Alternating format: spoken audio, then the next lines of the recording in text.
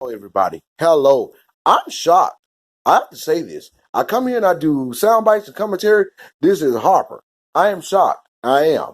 I'm shocked at a few things. There are some things that I'm not shocked about during this uh, political movement that we have that's very important, that's very substantial. The sentence of slavery. We're the most important people on the radar. And the reason why we're most important people on the radar is simply because we have been denied something. We need to be looked at. There need to be a lens on us. We're very important people. We are very important people, and we are prize people to an enterprise. We are a prize people, a prize herd, a prize tribe to the United States government. We have been the incentive of wealth to this society, historically and even now. So that is something that we need to really look at. And a lot of people don't want to look at it. We don't know it. Matter of fact, we bought into social illusion about it. So therefore, we've been desensitized as a group in the masses, and not to mention that we understand who we are and what has happened, but throughout wars of what we've dealt with in militant force of pushback due to who we are and what we aim for, due to all of that, has pushed us back in a space. I mean, you deal with a group in a militant manner when you are a power source and you have all the military and the equipment, the guns, the laws are in your favor. This group here, we were considered to be a less than a 5/5 of human, a two, 3/5 of human, like slaves. I mean, like a slave. We were considered that. So therefore, we were pushed back on laws that were supposed to be upheld in terms of us, in term of us and our historical exchange, unfortunately. So we are a prize. We really are, and we're very important people. However, there's other groups that the United States government have allowed to come in and take the seat and take the place of ADOS and take the place of American descendant of slavery, of people that have been harmed. Now, the United States government takes care of people who have been harmed historically. They have a political camaraderie, a political exchange in the political arena in terms of groups and how they suffer. We know that this is normalized to the United States of America. However, it hasn't been given to us. And this is what's preposterous. Now, it's preposterous and ridiculous, but we also feel the effects of being positioned around other people's empire due to the fact that we are the first world and we built the country, blood sacrifice and suffering. And other groups are remembered in terms of their history and their sufferings. Even people from other countries, like the Jews. The Holocaust happened in Germany. But the political exchange upon that is they get reparations. They did business somehow. They didn't drop the ball, as a matter of fact. And they kept going and they made themselves important. And the United States government wrote their situation wrong and made them important, along with the white supremacy, along with the powers that be. They got reparations when they lost free labor from slavery. That's generational wealth that's catapulted in people's lives.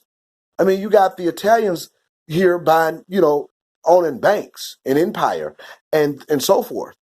I mean, and then you got the Japanese that were in concentration camps, and they considered it important due to how they suffered, and the Indians, the Native Americans, who was basically, this is their land, their home, and they got forced off their forest. They got pillaging happened to them, barbaric exchanges, so they are remembered politically of their sufferings.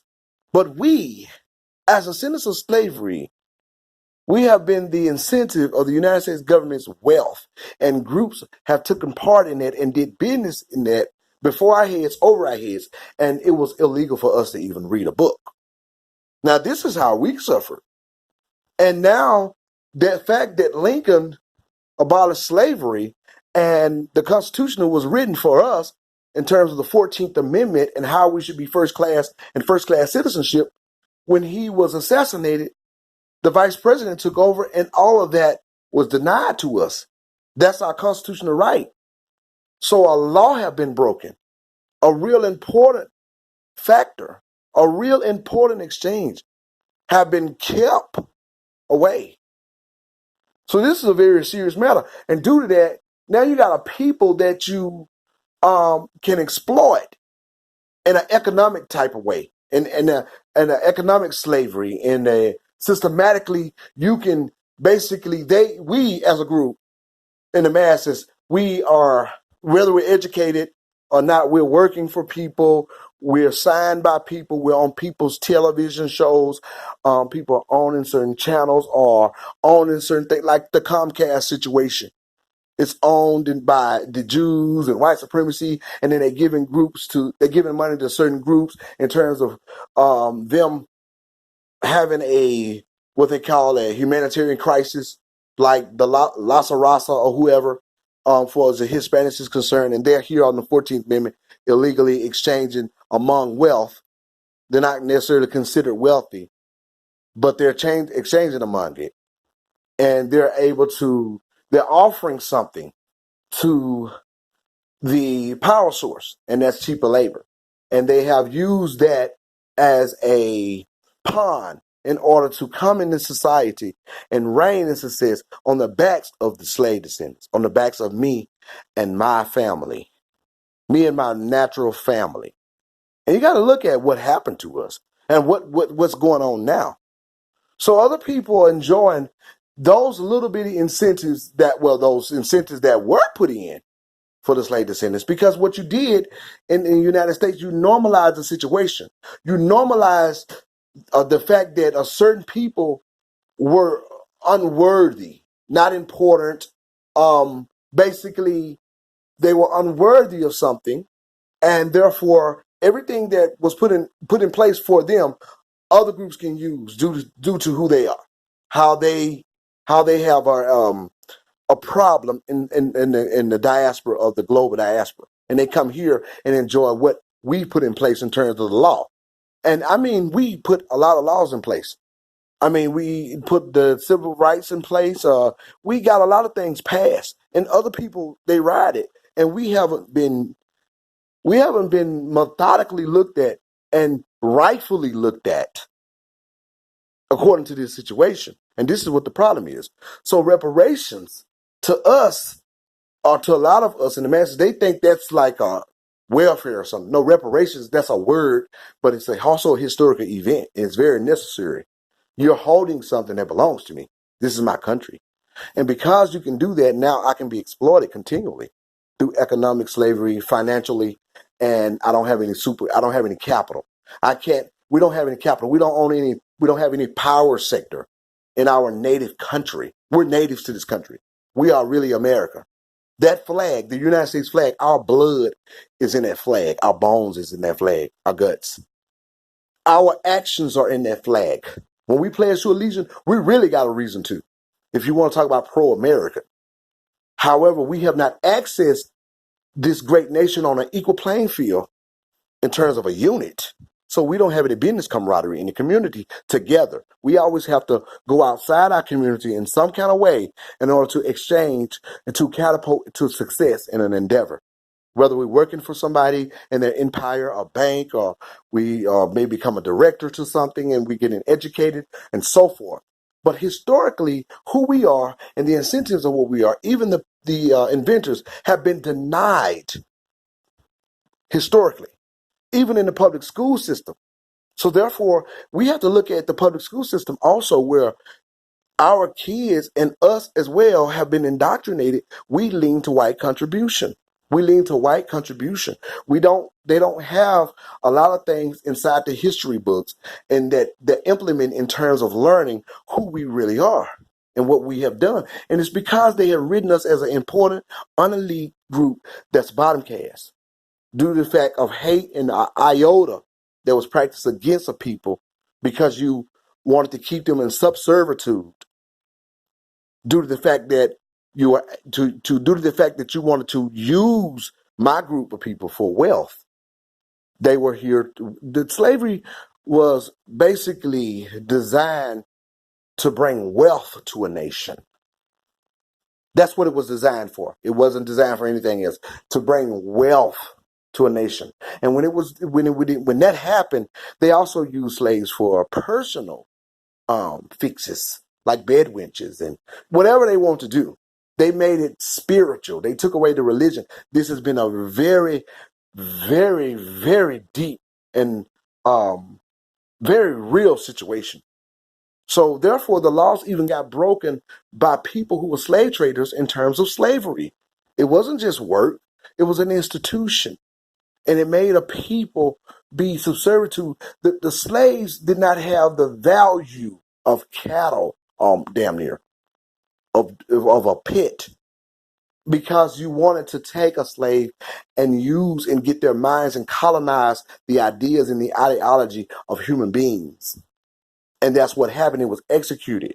So my people, my ancestors, we were hanging from trees through the United States diaspora, hanging from trees as a course of punishment, as a course of fear tactic to remain in subservitude to the United States government and its intent in its entirety, the entity.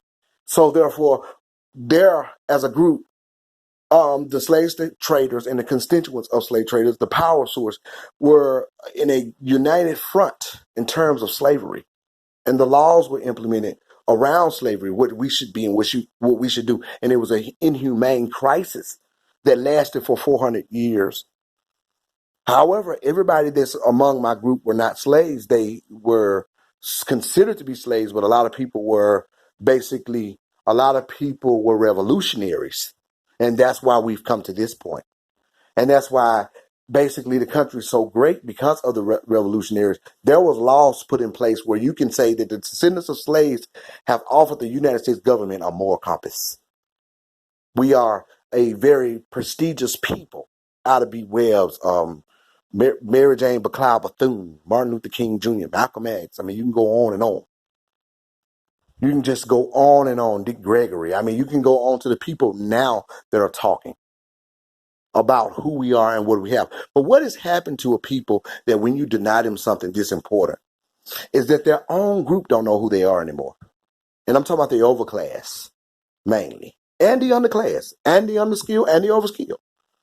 What happens when you exploit people? They don't have any way of basically being able to come above the tactics of exploitation that's put upon them by a power source. I mean, if there's a marriage and somebody's married and there's a wife and she's a power source, she has $9 million or $10 million, she's worth millions, hundreds maybe, and her husband is only worth 10,000. But she marries her, and because she has this kind of wealth, maybe she has boyfriends and she's locked him into a lifestyle that he can't leave her, but he can prove this in court, and he want to leave her and get a divorce. And when he proves this, that wife is going to owe that husband alimony because basically he became her slave due to the fact that she had power and she reigned over him, and she put him in a locked situation. So he came a bit subservient to her, and he dealt with abuse and received abuse and had to be receptive to it, or had to eat it, basically. That's just a little example of what I'm saying here. As a matter of fact, it's about understanding right now where we at, and reparations is very important. We look to it now, but it's deeper than just the word. It's a historical event. It put laws in place that will protect the idea of a people who have been abused and who have been wrongfully denied something. That's what that's for. And every other group has it. It's not like we're the first group who are looking to be repaired in terms of society that's wealthy and rich, according to the work that we put in our blood sacrifice. The blood running through my veins, and according to the ideology and according to the idea that you have forced upon my community throughout fear tactics and inhumane exchange, according to wealth, according to have a life of luxury, you see. So it's a big picture. However, it falls back down to a government issue. And this is what this is. It's very serious. And we're not going to sit up here and not talk about it and not be precise about it because we're warriors. And and it means we should be. No one should tell any man or anybody so to speak, to not reckon with his family or community. That would be below the belt. That if a person get caught doing that, that's in a very honorable place, they are discredited, preachers or whoever, if you don't take care of your family. So what the society is doing, they're telling the descendants of slaves, the people only solely who have been affected in this manner through their blood, not to reckon with their community, not to care about the community. Just be out here like robots. Just be desensitized. Just be a opportunist and continue to be there. You don't tell an intelligent people that. We're intelligent. We're not dumb. We have a lot of black people that are descendants of slaves have bought into a social illusion and have been affected by society, which has promoted a downtrodden image and a very uninviting image in terms of them because they have no narrative. We don't have a narrative. We can't push a narrative. The social media, I mean, the media is the fourth branch of government, and the narrative that the media push and what they have shown us is something unvaluable and desensitizes our children and us, and we don't have to go any further than the TV room, the living room, or the sitting room, in order to get to reflect a bad image upon who we are. But historically, that's not who we are.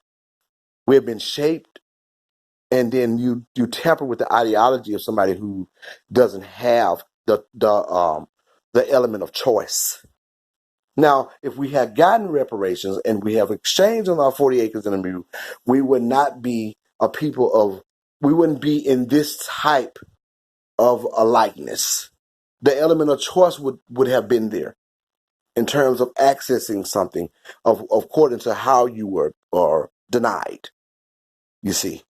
So therefore, people that have no element of choice, they started just doing whatever they can do to survive or whatever they believe it is that you are, the American dream. And that's white supremacy or the powers that be. So now they're basically selling drugs when the war on drugs came to have the American dream, to make quick money, to kind of feel like they're running their own business. But they have not been running their own business because they were overseen, they were watched, the police, it was planted in the community to a docile people, or people with no power sector, or people that has no element of choice in terms of business camaraderie. So they're selling drugs now. And now they're also using drugs because of people that have been denied something and that's exchanging in disenfranchisement and profits. They use drugs, they fight, they have sex, they are dysfunction. They're trying to they're using a momentum in a space where they're unhealthy of exchange. They don't have the element of choice. So it's a lot of chaotic situation when a person don't have what they need to survive. If a family come in a family unit and they don't have what they need, they may become disdain with each other. They might not want to talk to each other. They might want to look at each other. The bill's not getting paid right. Something's going wrong. But if you come in that house and write a $30,000 check or $100,000 check to kind of clean up their ways, they're not going to continue to argue now, are they? They're going to smile and say, hey, look, this is what y'all need. In order now, y'all need to go talk. Even people pay for doctors. You don't have to be crazy to have a psychiatrist or a psychologist. It's because you want to be precise about the intellect that you have, and you want to be precise about that, and you want to take care of that. That's what wealth can do. It's a community sport of opportunity and power. It's not just money. A lot of people don't understand that. But let's talk about that. It's a community sport of opportunity and power. That has been my assessment, and I'm defining that. I am defining that. So therefore, they have the element of choice, and they can do things that caresses the intellect and that pretty much give an elite group an incentive of development, growth and development, and they're able to do things for the children, and the children have a gift and they can put them in a class for that and so forth. And those are community team sports. Somebody that's very wealthy, oh, he's the best jazz player, or he owns this, or he knows this person, or this person owns a tower in the downtown area, and Becky gets the job. I mean, this is what happens. So That's what happened when you're born in an elite group. And the other groups that come over, they're exchanging and they're exchanging among, well, they're partnering with an elite group.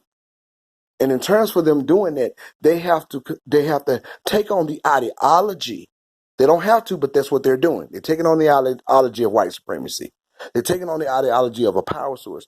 And what that ideology is to deny a certain people who have been the backbone of your success, or to deny certain people who are the slave descendants, to deny them. That is part of the ideology, to keep the bag and share it amongst each other, and to deny a group of people who have been the resources and the labor of what you enjoy.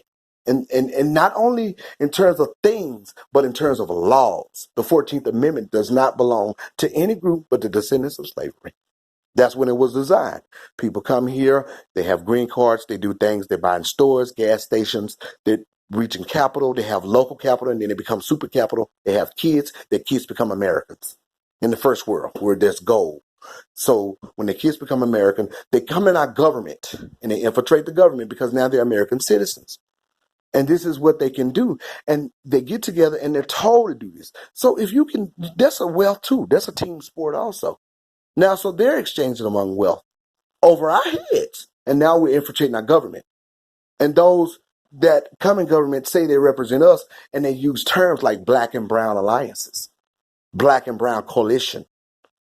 But they have no favor toward us, and they don't have our best interest in terms of business and political arena and political exchange.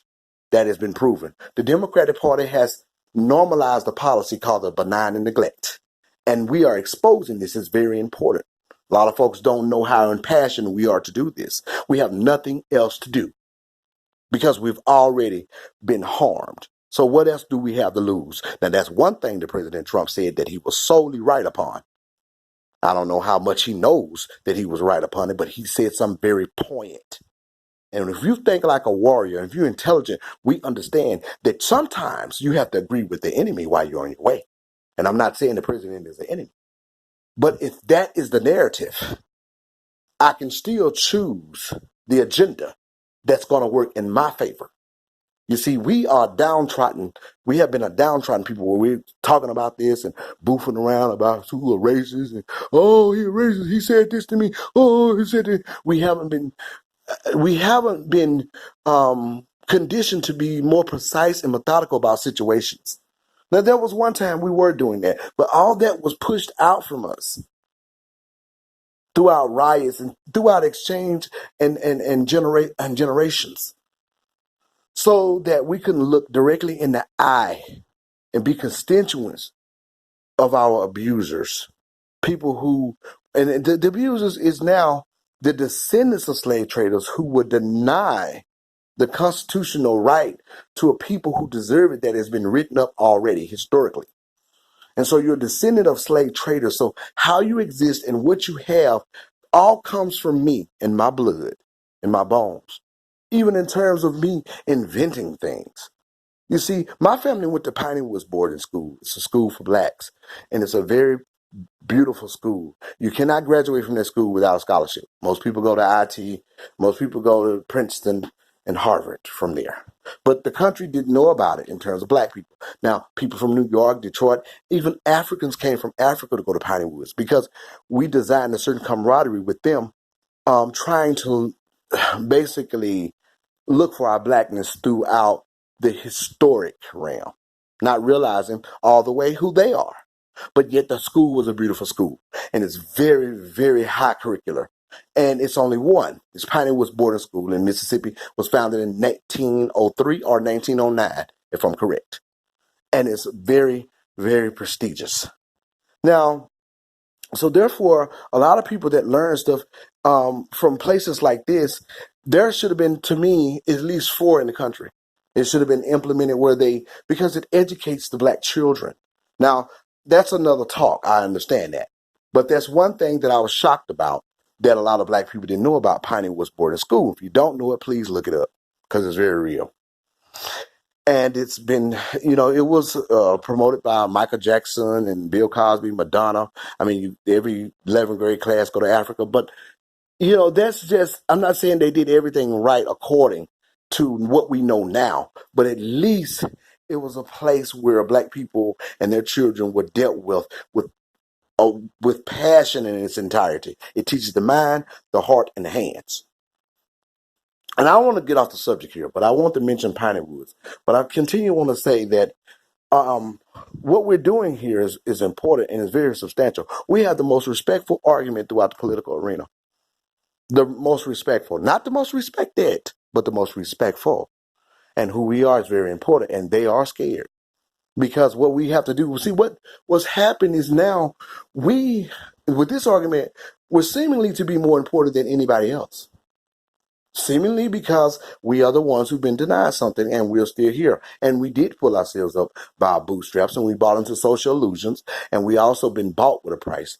And we also been bought with a price in a certain percentage of our group due to the fact that we were under the thumb of a power source that has denied us something to access an equal playing field.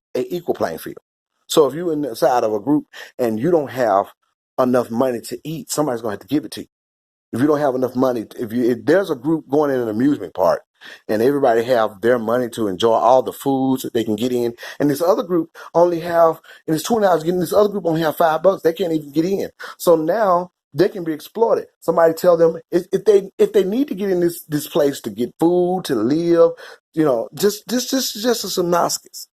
And they're standing there without anything. People can come up and say, well, I'll give you $5 if you do this, if you take my bags to the car, and I'll give you $5 if you wash my car. And then when you get in, you need food. Then they say, well, I'll hire you over here because you need to eat. So you're not enjoying the event. You're not like an elite person. You're not a constituent of the event. You are like a subservitude. You're working, but you built the place. And you're supposed to be a part of it. And the Constitution and the law state you should. But yet everybody's over here getting the stuff that was supposed to be designed for you historically. This is how preposterous this is. And it's very hard for me to even say this when I talk about it in that place. Because it makes me angry. And it makes me feel, a bit resentful about the situation. But this is what this is like. So you lock the people out of the party. We locked out the party, but we don't have champagne in our hands and cake like everybody else. You giving us a half a cracker or Kool-Aid and told us to go stand to the side. Or if you want something, go work for it. But you ensuring business camaraderie and capital. So now we get to work for you or do something like that. Now this is the broader perspective. However, a lot of us are we have beautiful endeavors. A lot of us do. I understand. And we have been bought with a price in that segment. Like I'm talking about now, millionaires or people like Al Sharpton and them. And that's what shocks me. They have been bought with a price because they are coming from a group that is considered a bottom caste. So they don't have a talking point in their favor. They have to patronize, which that is giving them something as a personal endeavor. So they're enjoying the incentives. And now their silence is complicit in terms of who they are and their families. This is what happened to my people. And we don't know. That's what's going on. That's why